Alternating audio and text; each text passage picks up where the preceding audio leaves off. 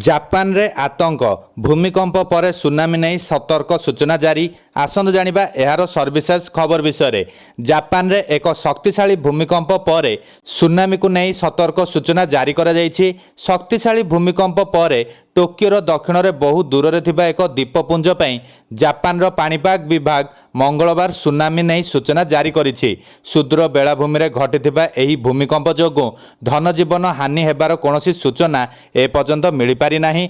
Japan रो पाणीपाग विभाग तथा JMA कहिछि जे मंगलवार सकाळे इजु द्वीप उपकूल रे 5.9 तीव्रता युक्त एक भूमिकंप घटिछि एवं किछि मिनिट पर सुनामीर चेतावनी जारी करा जायछि।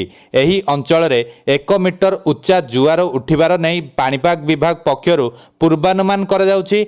जेएमए रिपोर्ट करिछि जे हाचिजो द्वीपर येने जिले में प्राय 50 सेंटीमीटर माप विशिष्ट एक सुनामी चिन्हट होइछि। एजेंसी कहिछि जे टोकियोर दक्षिणरू प्राय 300 किलोमीटर दूर रे थिबा हाबिजो द्वीपरे दक्षिण रे प्राय 180 किलोमीटर दूर रे एही भूमिकंप घटिछि। जापान रो एनएचके राज्य टेलीविजन चैनल अनुसार हाचिजो द्वीपर बासिंदा कहिसंती जे सेमाने भूमिकंप अनुभव करिनाहांती एवं केवल सुनामी चेतावनी शुणिछंती।